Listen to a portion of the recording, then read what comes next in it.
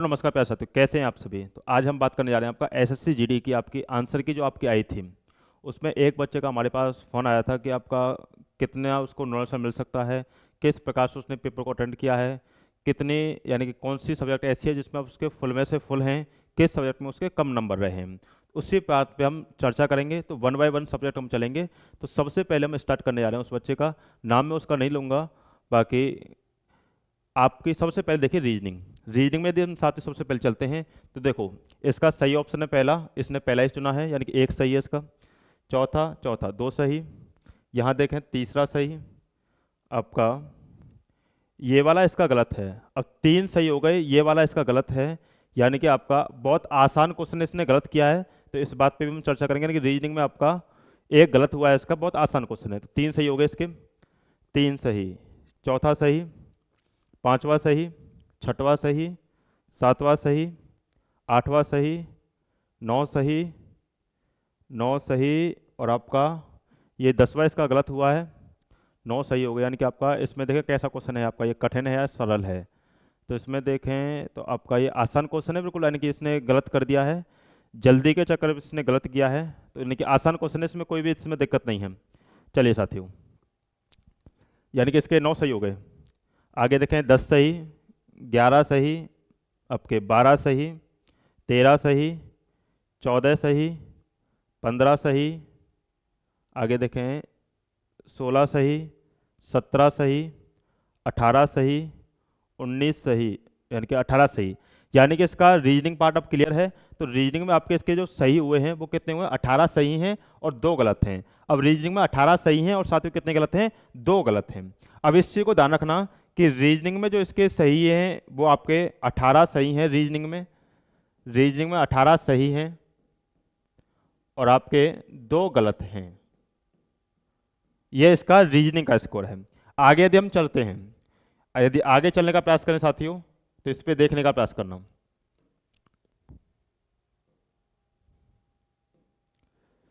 देखिए आगे 18 सही दो गलत आपके रीजनिंग में। अब आ जाए जीएस पे।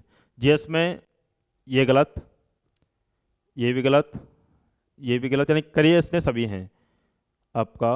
एक मिनट रुकना, एक सही, दो सही, दो सही, तीन सही, तीन सही, चार सही, पाँच सही, छः सही, सात सही, सात सही आपके, सात सही, सात, आठ, नौ, दस, ग्यारह, ग्यारह आपके, बारह, बारह, यानी कि इसके जीएस में 12 सही हैं, 8 गलत हैं, कि सभी क्वेश्चन इसने किए हैं तो 12 सही हैं, 8 गलत हैं। रीजनिंग में 18 सही, 2 गलत, आपके जीएस में 12 सही, 8 गलत। अब आ जाइए साथियों मैथ पे। मैथ पे एक सही, दो सही, तीन सही, चार सही, पाँच सही, छः सही, सात सही, आठ सही, नौ सही, दस सही, ग्यारह सही, बारह सही, तेरह सही, चौदह सही, पंद्रह सही, सोलह सही, सत्रह सही, अठारह सही, उन्नीस सही और आपका बीस सही। यानी कि इसने मैथ में 20 क्वेश्चन में से 20 किए और 20 की 20 क्या है इसके सही हैं।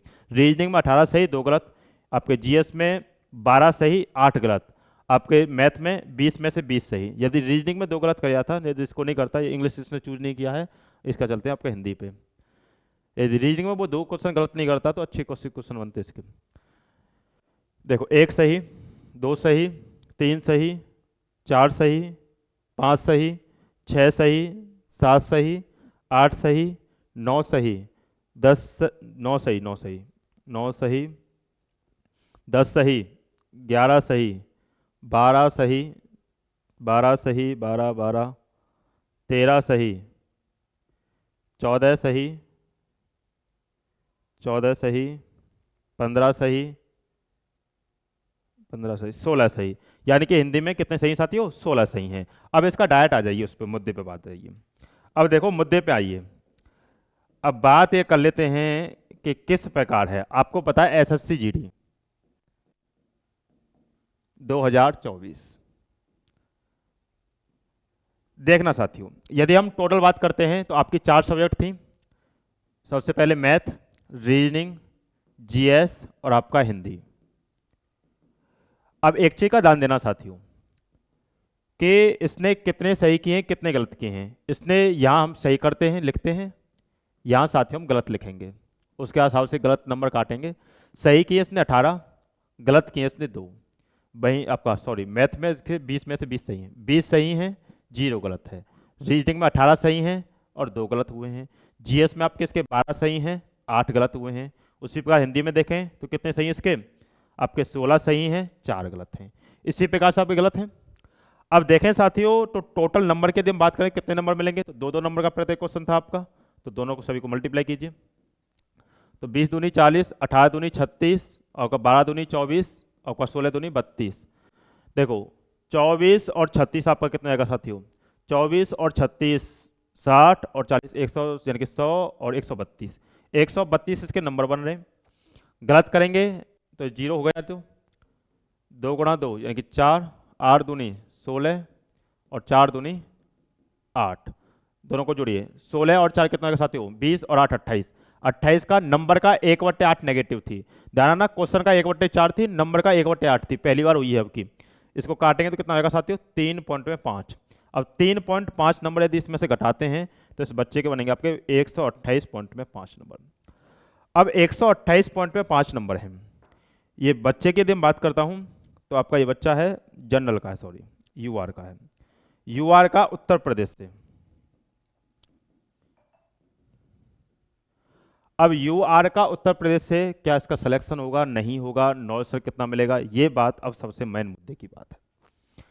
यदि मैं बात करता हूं प्यारे साथियों, मैंने पहले से इसका एनालिसिस कर लिया है, बाकी मैं आपके लिए बता देता हूं। यहां इसने मैथ इसने किया है सबसे, यानी कि किया है। एक चीज आपने देखी होगी कि पेपर में जो बैठते हैं आपके बॉयज और गर्ल्स दोनों ही बैठेंगे। आपको पता है गर्ल्स का मैथ वीक होता है, ठीक। अब गर्ल्स का मैथ वीक होगा, इसका फायदा किसको मिलेगा, बॉयज को मिलेगा, क्योंकि इक्वल होता है, एवरेज लिया जाता है। यानी कि मान लो यदि प्रत्येक शिफ्ट में 100 बच्चे पेपर दे रहे हैं, अब मान लो किसी से प्रत्येक शिफ्ट से मान लो 30 बच्चे उठाए गए। अब इस शिफ्ट से 15 बच्चे आ रहे हैं, केवल और केवल अप्लाई हो रहे हैं, तो उनको 15 को 900 मिल जाएगा, जो बाकी बचेंगे। इसलिए यानी कि सभी को देखा जाता है, इक्वल डिवाइड होता है, यानी कि आपका एवरेज बांटा जाता है।